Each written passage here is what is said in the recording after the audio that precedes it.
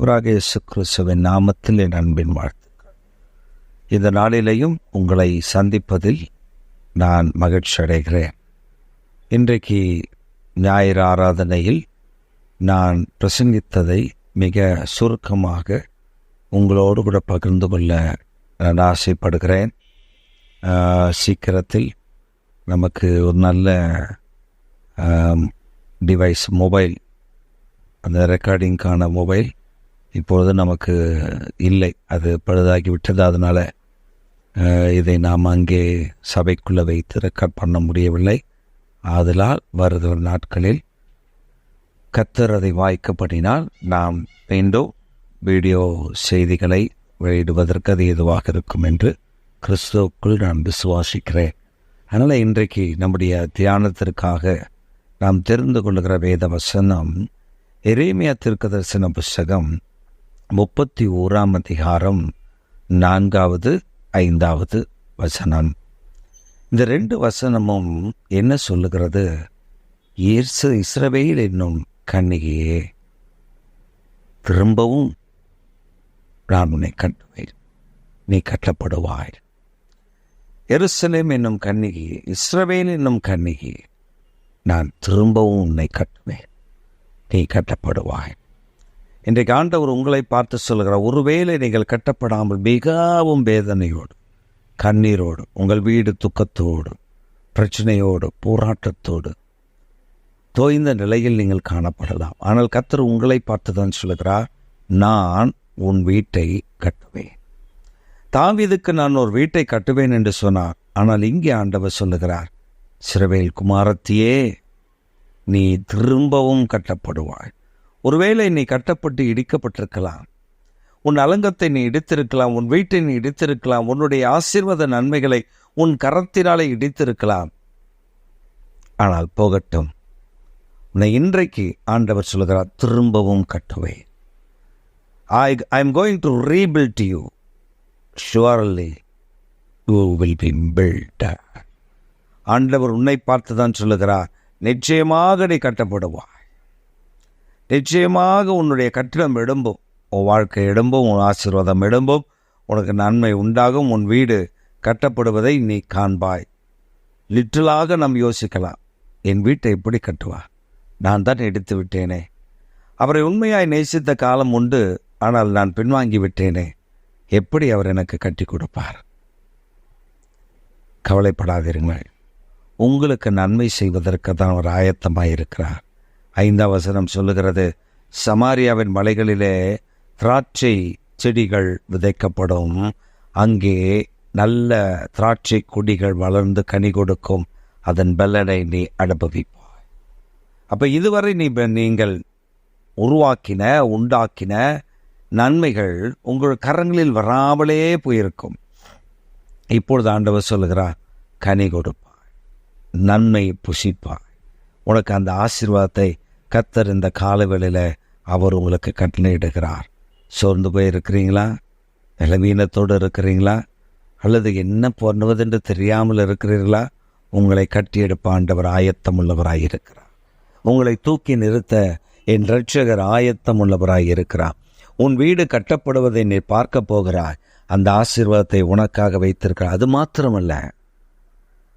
அது மாத்திரமல்ல, சகரியாவின் புஸ்தகம் 2 அதிகாரம் 8 வசனத்தில் சொல்லுகிறது, உன் மகிமை உனக்கு திரும்ப அளிக்கப்படுகிறது.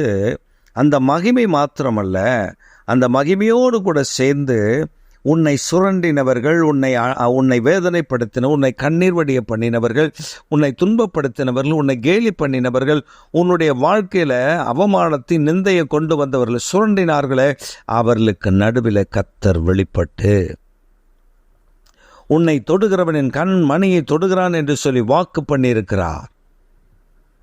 என்ன செய்ய போகிறார் தெரியுமா? நீ உண்மையாய் கர்த்தரை தேடி, கர்த்தரை நோக்கி பார்த்து, ஆண்டவரை துதித்து, ஆண்டவரை மகிமைப்படுத்தி கொண்டே இருந்தாய். எனக்கு ஒரு நன்மை கிடைக்கவில்லை என்று சோர்ந்து போய்விட்டாய். சோர்வினாலே நீ ஆண்டவரிடத்திலிருந்து நன்மையை பெற்றுக்கொள்ளாமல் போய்விட்டாய். நான் ஜெபிக்கிறேன், ஊழியம் செய்கிறேன், ஆண்டவருக்காக கொடுக்கிறேன், ஆண்டவருக்காக செயலாற்றுகிறேன், சண்டே கிளாஸ் எடுக்கிறேன், இந்த ஊழியம் செய்கிறேன், இதை பண்ணுகிறேன், அதை பண்ணுகிறேன், ஆனால் தேவன் என்னை மறந்து விட்டார் என்று நினைக்கிறாய். இல்லை பிரியமானவனே, பிரியமானவளே, அப்படி அல்ல. கிறிஸ்துவுக்குள் பிரியமானது மகனே, மகளே, தேவனுடைய பிள்ளையே, உன்னை ஆசீர்வதிக்கும்படி, உன்னை உயர்த்தும்படி, உன்னை கட்டும்படி அவர் கரிசனை உள்ளவராய் இருக்கிறார் என்பதை மட்டும் மறந்து விடாதீர்கள். கரிசனை உள்ளவராய் இருக்கிறார். ஆபிரகாம் ஊர் என்கிற கல்தேய தேசத்திலிருந்து புறப்படுகிறான். வாக்குப்படுகிற உனக்கு ஒரு புத்திர பாக்கியம் கிடைக்கும். அவனுக்கு கிடைக்கவில்லை. அவன் இதை ஆண்டவர் மறந்து விட்டார் என்று அடிக்கடி ஞாபகப்படுத்தினான். ஆனால் கர்த்தர் சொன்னார், எனக்கு ஞாபகம் இருக்கு, நான் உனக்கு ஏற்ற காலத்தில் கொடுப்பேன். அவனும் அதற்காக காத்திருந்தான். வேலை வந்தது, கொடுத்தார். மோசே ராஜாவின் வீட்டில் வளர்ந்தவன் வனாந்திரத்துக்கு அனுப்பிவிட்டார். மோசே நினைத்தான், நான் தான் இரட்சகன், நான் தான் என் ஜனங்களை விடுவிக்க வல்லவன், நான் தான் என் ஜனங்களை காப்பாற்றக்கூடிய திறன் படைத்தவன், எனக்குத்தான் அந்த கிருபை இருக்கிறது என்று நினைத்து கொண்டதான். 40 ஆண்டு காலம் ஆட்டுக்கு பின்பு ஆண்டவர் அனுப்பிவிட்டார். அவன் நினைத்தான், கர்த்தரனை மறந்து விட்டார். God had a plan for me, but now God forgot me. அந்த மறந்து போனதினால், அவர் என்னை நினைக்காமல் போனதால் 40 ஆண்டு காலம். Just imagine that thing. நீங்கள் யோசித்து பாருங்களேன்.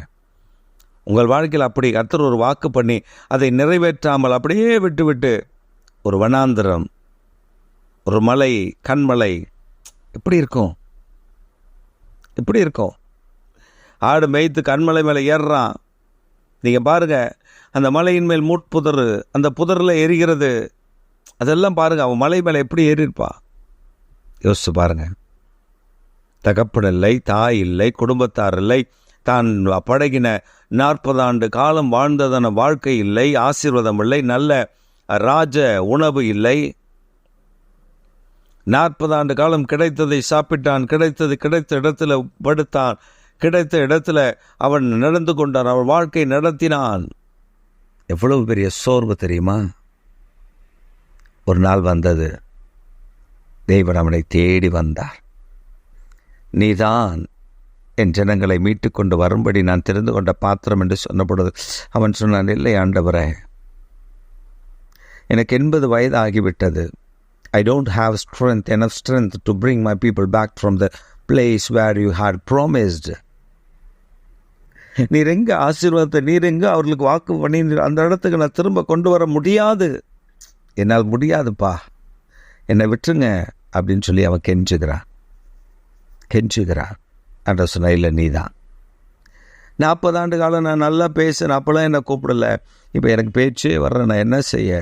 நீதான்ப்பா, நீதான் வா. அவன் மறந்து போன நிலையில் கர்த்தர் அவனை தேடி வந்தார். பிரியமான தேவனுடைய பிள்ளையே, உன்னை கூட மறந்து விட்டார், கர்த்தரனை மறந்து விட்டார், கண்ணீரோடு காத்திருக்கிறல்ல, உன்னை பார்த்து தான் கர்த்தர் சொல்கிறேன், மறக்கலமா, நான் ஞாபகம் வச்சிருக்கிறேன்.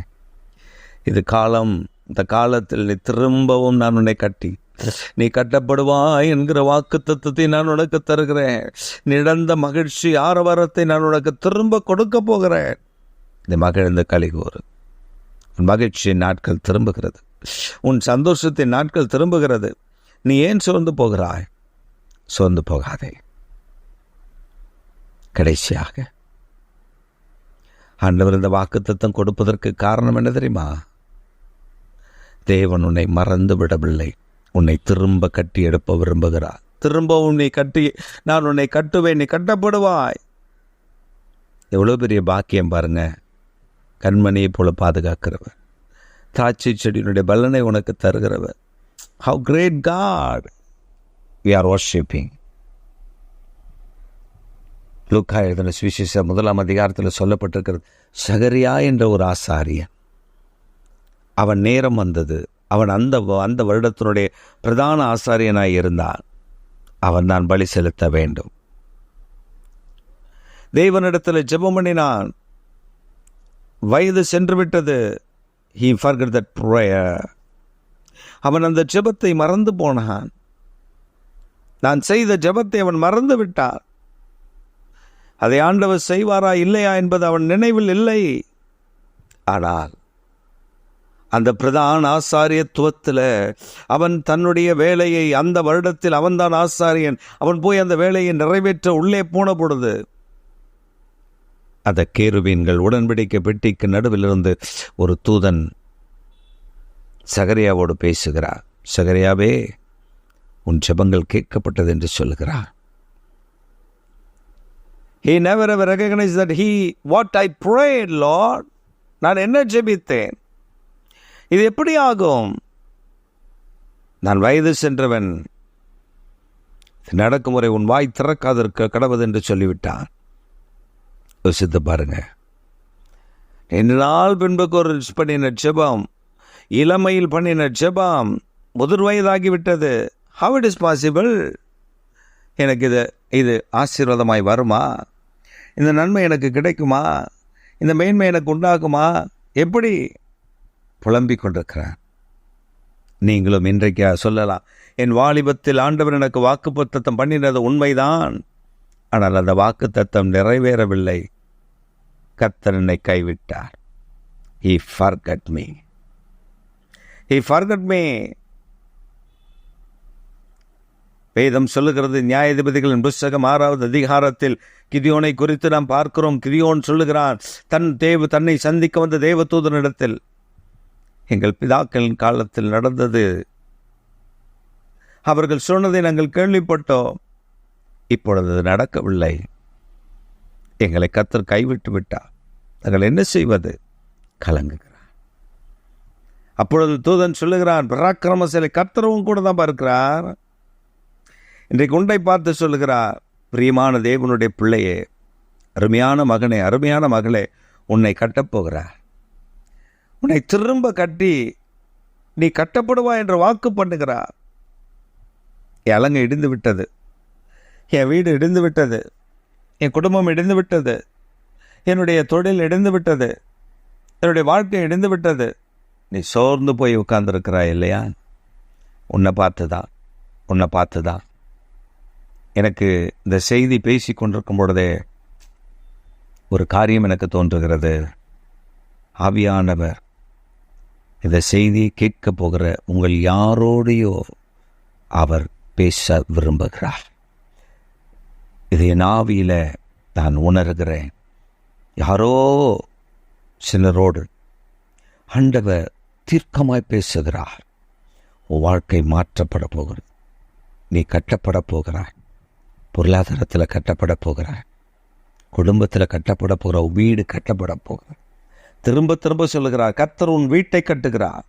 உன் வீடு கட்டப்படுகிறது, உன் குடும்பம் கட்டப்படுகிறது, உன் பிள்ளைகள் கட்டப்படுகிறார்கள். கர்த்தர் அவர்களை உயர்த்த போகிறார். மகிழ்ச்சியும் சந்தோஷமும் குடும்பத்தில் மகிழ்ந்து களி கூறுகிற நேரம்.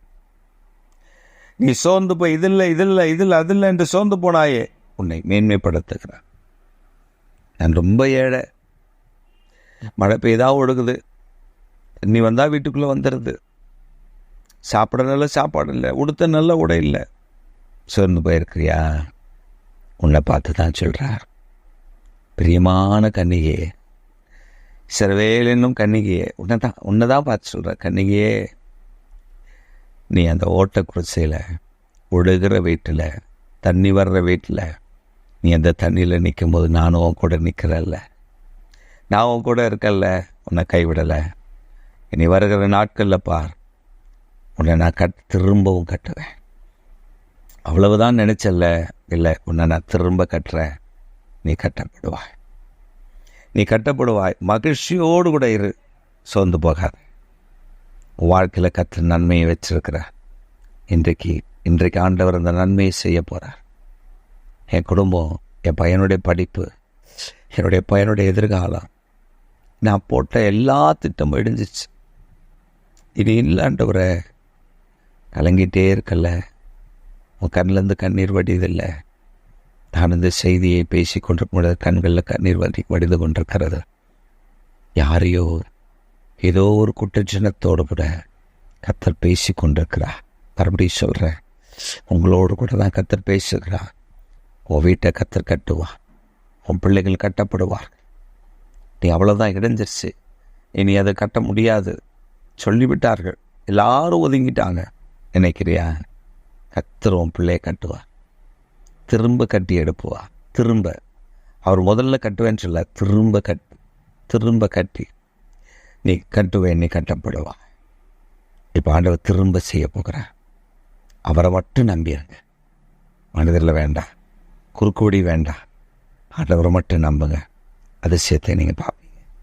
இன்றைக்கு ஒரு அதிசயத்தை உங்களுக்கு காண்பிக்கிறதா கர்த்தர் ஆயத்தமுள்ளவராக இருக்கிறார். சோர்ந்து போகாதீங்க. மேன்மை மகிமையான காரியத்தை செய்ய ஆண்டவர் விரும்புகிறார். மகிழ்ச்சியோடு விட துதிங்க. ஏசப்பா, எல்லாரும் கரங்களை வைத்து சொல்லுவீங்களா? ஏசப்பா, என் குடும்பத்தை, என் பிள்ளைய, என் வாழ்க்கையை, என் வீட்டை, என் ஊழியத்தை, என்னுடைய தொழிலை, என்னுடைய வியாபாரத்தை என் கட்ட போகிறதற்காக ஸ்தோத்திரம், ஸ்தோத்திரம், ஸ்தோத்திரம். என்னோடு கூட சேர்ந்து சொல்லுங்கள், ஸ்தோத்திரம், ஸ்தோத்திரம், ஸ்தோத்திரம். நீங்கள் கட்ட போகிறீங்கப்பா, நீங்கள் கட்டி எடுப்ப போகிறீங்கப்பா. அதில் பெரிய காரியங்களை நாங்கள் பார்க்க போகிறோம்ப்பா. அதில் ஆச்சரியம் அற்புதமான காரியங்களை நாங்கள் பார்க்க போகிறோம்ப்பா. கர்த்தர் ஜனங்களுக்கு நடுவில் மேன்மையான காரியத்தை செய்ய போகிறத நாங்கள் பார்க்க போகிறோம்ப்பா. அதில் இன்னொன்று ஒரு காரியம் வச்சுருக்காரு. நீங்கள் அந்த வசனத்தை கவனமாக வாசித்து பாருங்கள். அங்கே சொல்லப்பட்டிருக்கிறது, உன்னை சுரண்டினவர்கள், உன்னை துன்பப்படுத்தினாங்கள்ல, அவங்க நடுவில் கர்த்தர் வருவாரா, வெளிப்படுவாரா? எதற்காக? நியாயம் தீர்க்க. ஏன்னா உனக்கு மட்டும் இல்லை, முழு உலகத்திற்கு கிருபாதார பலியாய் அவர் பலியாய் இருக்கிறாரு. உன்னை மட்டும் கைவிட்டு விடுவாரா? உனக்கு நன்மை செய்வதற்கு. ஜாதிகளை படிவாங்க, ஜனங்களை தண்டிக்கு, ஒரு ராஜாக்களை சங்கிலில் அவருடைய மேன்மக்களை இரும்பு விடுதலால் கட்டவும், எழுதப்பட்ட நியாயத்திருப்பை அவருக்கு பேரில் செலுத்தவும், அவரை துதிக்கும் துதி அவர்கள் வாயிலும், அவர் இருபுறமும் கருக்குள்ள பட்டயம் அவர் கையில் இருக்கும் என்று கத்த சொல்லியிருக்கிறான், சொல்லப்பட்டிருக்கிறது. 149 சங்கீதத்தில் நாம் வாசிக்கிறோமே. இன்றைக்கு ஒரு அற்புதத்தை நீ பார்க்க போகிறாய். உனக்கு விரோதமாக இடமின சத்துருக்கள் நீ தேடியும் காணப்படாமல் போக போகிறார்கள். அவர்களை தேடுவாய், ஆனால் காண மாட்டாய். எப்பொழுது அது நடக்கும்? கர்த்தர் உன் வாழ்க்கையை கட்டி எடுப்ப எடுப்ப எடுப்ப எடுப்ப எடுப்ப ஒவ்வொரு வீடாக, ஒவ்வொரு செங்கலாக, ஒவ்வொரு மாளிகையாக எழும்ப எழும்ப எழும்ப உன் சத்துரு வெட்கப்பட்டு போவான். அகிதோப்பேல் எப்படி வெட்கப்பட்டான், அதே போல வெட்கப்பட்டு போவான். சிமே எப்படி பயந்து நடுங்கினால் அதே போல நடுங்க ஆரம்பிப்பார்கள். ஷக்கான் தாரணாதினியா. தேவாவியானவர் பலத்த கிரிகளை செய்கிறத நீ பார்க்க முடியும். இன்றைக்கு உன்னோடு கூட பேசியிருக்கிறார்.